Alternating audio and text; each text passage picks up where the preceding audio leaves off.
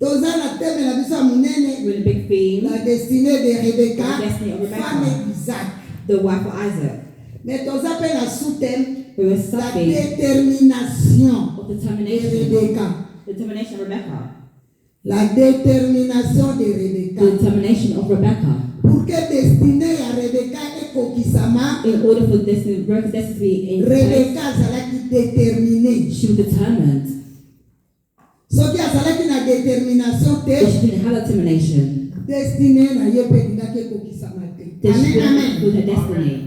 Mais avant tout okotala, c'est quoi? But before we look at why, Avant tolobela la destinée tozotala nanu destin. Eza nini? we must understand what destiny is.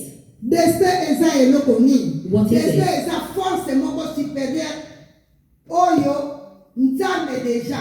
Soki Nzambe ou bien pe bato ya mokili Satan ou bien monde des ténèbres batia na moto. Destiny is a force that either God or even Satan puts in someone. Omoni ntango Jérémie azalaki na libunga mama na ye, When Jeremy was in his mother's womb, mama na ye ayebaki ete. his mother did not know Mais him, azalaki déjà na destin oyo Nzambe atrasaki mpo na ye. but he already had a destiny with God. Amen. Eza pe na bana mosusu mwasi Some aza na se. children to be pregnant, Mais bato ya monde de ténèbres baye pe baye kovole étoile ya mwana. but the world of darkness comes Batrase to oyo ya bango destin. and to replace their own star with it. Mwana ngaka tambola malamu avec son The étoile. child will go well in life, Mais destin oyo batie na mboka but the destiny they put in na the bandoki world ya famille with which comes with family échanger destinée ya mwana. is change the destiny of the child. Donc il faut tosalaka attention. So you must pay great attention. Donc c'est ça, wana destin. And that Mais is soki what tokomi destiny. na destinée, But when we reach the destiny, la destinée représente ezolakisa It's showing us. cheminement, parcours ya nzela oyo yo ozolanda. it's the path that you're taking, that you follow. Okozala na destin Nzambe asalelaki yo. God created destiny Mais for you. sikoyo parcours na yo eza ndenge nini? But how are you going to get there? How are you walking? Eza na bato ebele. There's many people. Okomona Nzambe asalaki ke azala par exemple ba étude ebele ba étude ya minene. God wants to do big projects. Mais na katikati But destinée na halfway ye échanger ye nzela. The destiny changed the path of that journey. Oli azala mutu munene akomi mutu boye. And instead of being a big leader, Nzambe asi atia na they kati ke Akomi ndenge oza na Kinshasa will be in okokende poto. You're going to Europe. Mais tellement But kozanga koyeba without knowing, abaloli destinée. You can change Ye bato ya mabe babaloli ye and people, destinée na. people who are bad, Moyen atteindre le but. and you Exact. cannot go forward to Donc destiny. destinée c'est un parcours. So the destiny Eza parcours, eza nzela is the oyo pathway yo moko that oza kobatela. that you're protecting. Yo moko You yourself. oza kokeba na nzela na yo po Being careful. obaluka à gauche te obaluka à droite Don't te. fall left or right. Amen, amen. Amen. Donc c'est ça. Nous devons faire une photo ça attention So you mingi must pay great na kati ya attention banzela na biso. in our Parce pathway. que nzambe ntango asali biso apesi biso une étoile. Because when God created us, He gave us Mais stars étoile wana But that yango star- wana bayaka kodéranger That's what destinée people ya come mopebeti. to take away from you, and your destiny changes. Yango wana That's why tozotala we're looking. lokwa tolobi la destinée de Rebecca. Because we're talking about the destiny of Rebecca, Toyebi mukanda enani lisolo ya Rebecca. We know Eza that tellement story. molayi. it's a big Tokoki story. kotanga yango mpenza nyonso te tokotanga yango na kosote yango. We cannot read it all, but we'll read Oyo it eza certain nécessaire nde sections. tokolobela. The necessary part. Oyo eza nécessaire te nde tokotika. Amen, amen. Mais nyonso eza nécessaire. But Oyo everything is important. ezolanda mpenza mpo toyeba destinée ya Rebecca. But Po we're going to Rebecca find koma the passage that aligns with the mama story. ya nation. To be the mother of nations. Maman, il y a les enfants d'Israël. The mother of the children of Israel. Koko ya bana The Israël. grandparents of the C'est Israel. Rebecca. It's Soki Rebecca. lelo tozomona It's ba today. juif. We see Jews. Soki lelo Today. tozobenga ba juif bazalaka soki na The Jews Jérusalem. in Jerusalem. Mais nani aboti Jacob mutu abotaki ba? But who had Jacob? Ba juif wana tata na bango c'est Jacob. It's Jacob. Aboti Jacob, Isaac aboti Jacob aboti As Esau. for Jacob. Siko Jacob nde aboti Jacob. les 12 tribus. Amen, amen. Amen. Mais nani yango aza ancêtre na bango Who c'est is the Rebecca. ancestor of them? Rebecca. Donc aza mutu munene She's someone big. yango wana omoni babenge matriarche. And that's because of the mother. Amen. Amen. Yango wana tokotanga na mukanda na biso That's what we book of ya Genèse 24. Genesis 24. Tozotanga na Genèse 24. We're in Genesis 24. Moi je crois totanga mona mpaka na anglais. Hotel mesa mulai na lingi ba jeune. So ba jeune bazalia. Amen. Où sont les jeunes de Sion? Amen. Allez mon papa, mon papa, mon papa. La jeunesse de Sion. Les jeunes de Sion bozawapi. Nazomona maboko na bino te. Your hands. Boza sepelate. Are you guys not Les happy? futures mothers. The future Amen. mothers. Après ma future mothers. The future Les mothers. femmes de promesses. The women Il y a la promises. promesse sur vous. Of the Que vous promises.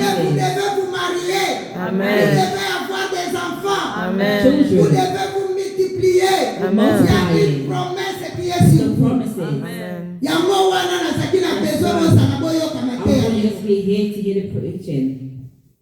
Maman évangéliste alobelaki sur Rebecca de Mada. The Mais mother. nga nalingi vraiment nabeta c'était sur Rebecca la jeune fille. But I want to talk about Rebecca in her youth.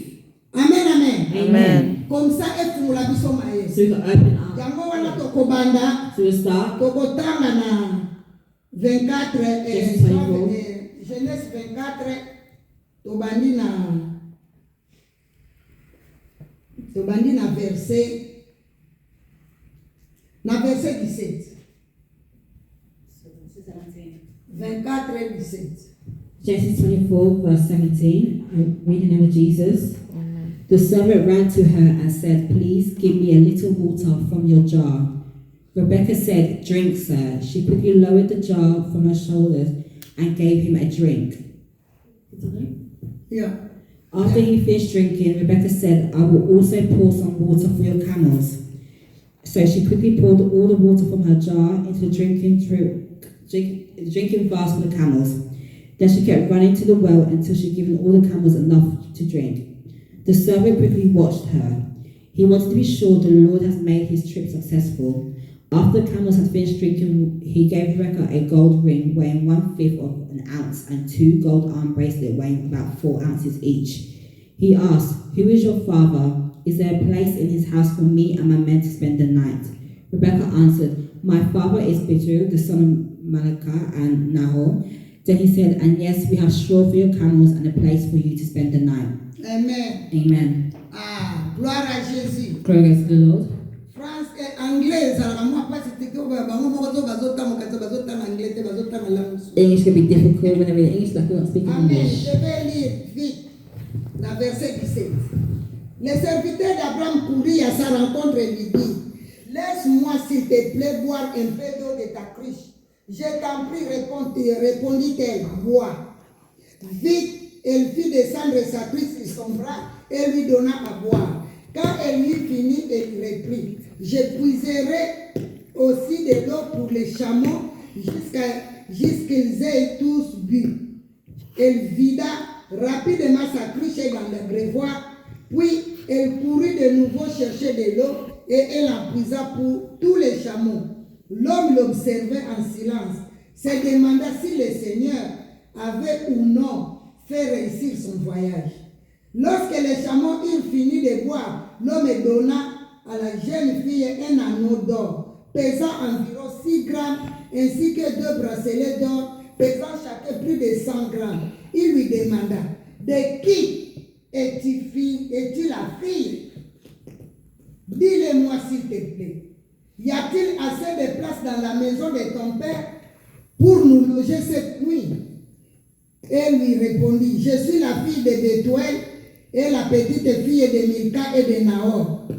Et il y a chez nous, ajouta-t-elle, de la paille et de fourrage en quantité ainsi que de la place pour vous loger. Amen, amen. Amen. Toyebi lisolo ya Musali ya Abraham epa yeruti. We know the story about because Abraham's servant. Abraham azalaki na besoin mwana na ye abala kaka na mboka na ye na famille na ye. Wanted his son to get married from a woman from his country, from his motherland.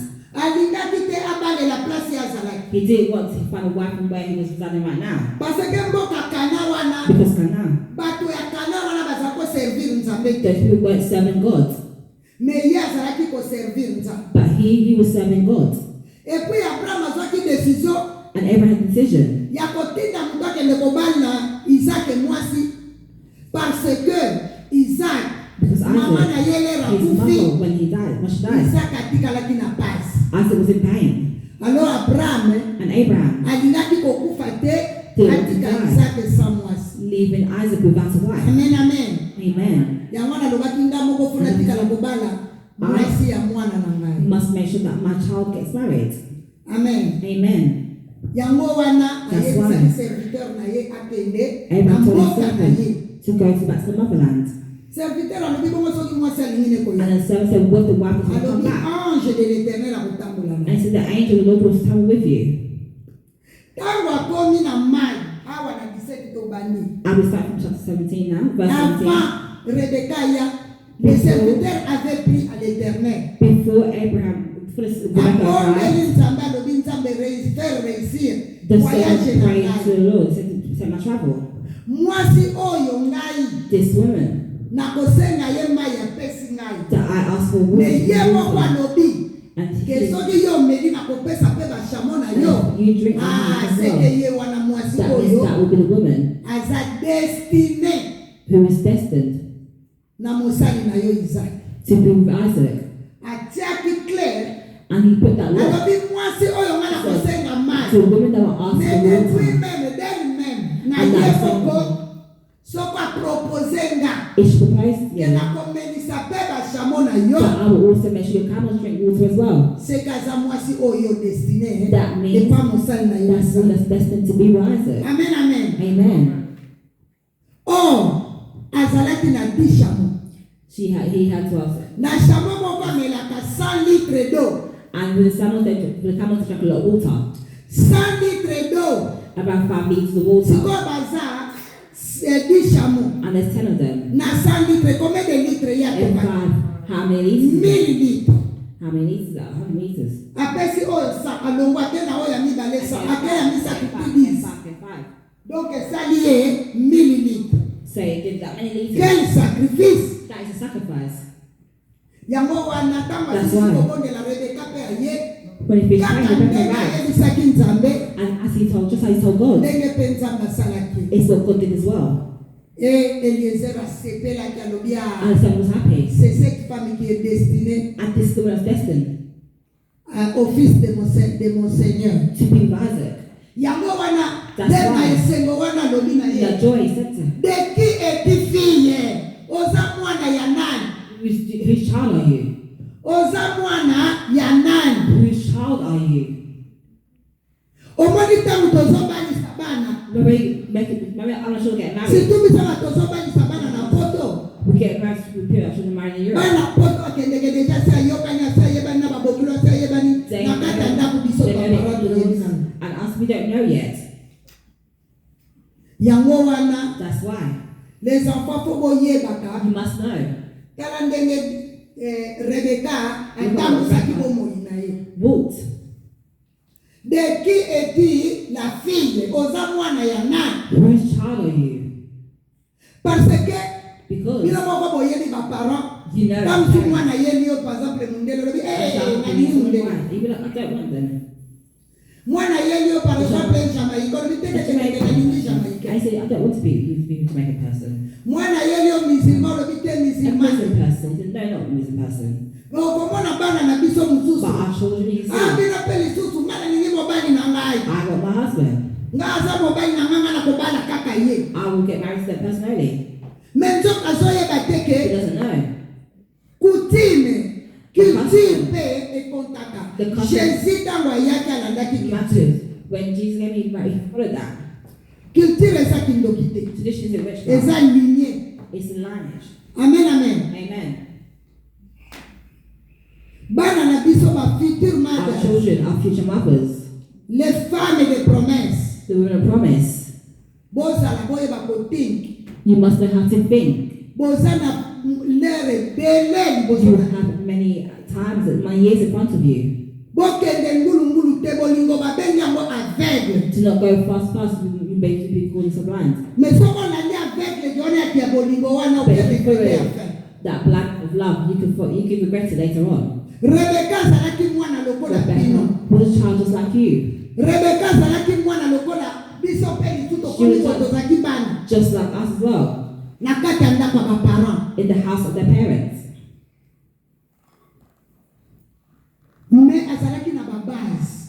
But she had components. Babase base. Pas conseil, la base qui But she conseille had à baparents. advice from her parents. Exactly. Ezalaki na ye. It was within her.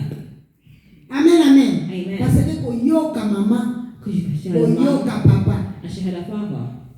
Meta mususu bana na biso, Yeah, soki children. mama lobili kama, They might say what do something. you know? You'd be like, what do you know? What do you know? You don't know nothing.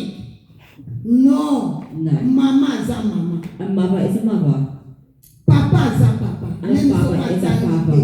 If he's not educated, Mais aza na experience ya vie. but he has more experience than you. Amen, amen. Amen. Na nini na yoka ba amen I want to abanjene. hear the men of the Amen, news. amen. Of the news. Ah, que Dieu soit béni. May we be blessed.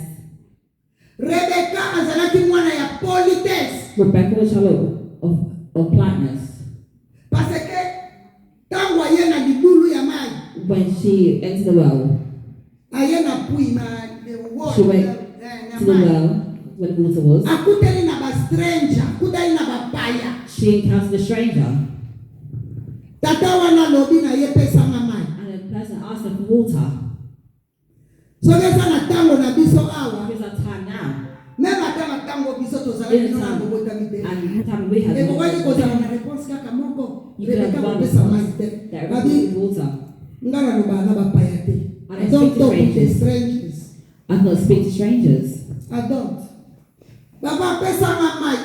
Water. Ayebi yote na kopesa I mai. didn't know you don't speak to strangers. Abandiko kanisa ndo mwana ozokanisa na kati na yalo. I just say thanks. Siko azosenga nga mai. Abraham loba na mana pesa mai na bashamo na ye. Bebela bashamo wana. That many camels. Ezala kokate da ye. I'm not going to do it. Mentoko zoye bate destiné ya Rebecca. C'était là. C'est ce sacrifice là qu'elle a fait. Yamonde ekangaki esele. And that's what sealed it. Destiné na. That's what sealed her Soki destiny. amurataki kaka place wana. If she missed it in that place, Alingaki arate makambo nyonso. she would have missed everything else that was destined for her. Amen, amen. Amen. Yango wana ntango ozotambola na nzela That's kozala what you do. politesse respect na bato nyonso. You must be polite, you must be Meme soko respectful. olingi oloba na mutu loba avec beaucoup de respect. You speak with Ke respect. soko olingi na yo te avec beaucoup de respect. You say with respect.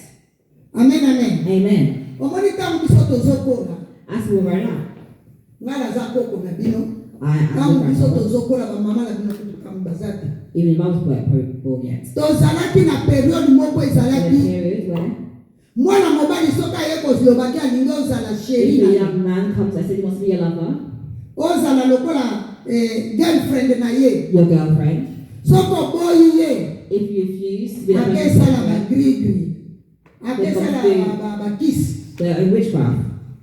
maintenant c'est yo nde moto kolanda ye And you okomi don't koluka follow ye place ya And zali now you're looking for him, looking where he is. yango bapara baza koteya biso bazali koloba Will speak to us, give us advice. soki olingi mwana mobali te If you kofinga don't ye want, te if you do not want the young person, do not soki curse olingi that person. mwana mobali koloba na ye mabe olingi ye te koloba na ye mabe te Do not curse that person parce que oyebi motema na ye te because you do not know their person's akokende heart. kosala na yo mabe They can do bad things to abebisi you destine na yo mpo and to bali destroy your destiny. amen amen Amen. yango wana That's why Rebeka Rebecca, ayebaki biloko wana nyonso tu asimbaki destine na ye she knew all about that. That's why she held her destiny. boyebi Rebeka You know Rebecca, bible alobi awa aza mwana betuel she's a child of Bethel. betuel aza And Bethel neve ya abraham was the nephew of Abraham. mwana ya akor abraham azalaki na bandeko misato Abraham. ezalaki abraham Abraham, ezalaki papa ya comment on l'appelle encore Noé non c'est pas Noé oyo akendeki Sodome et Gomorrhe batumbaki c'était son oyo nakor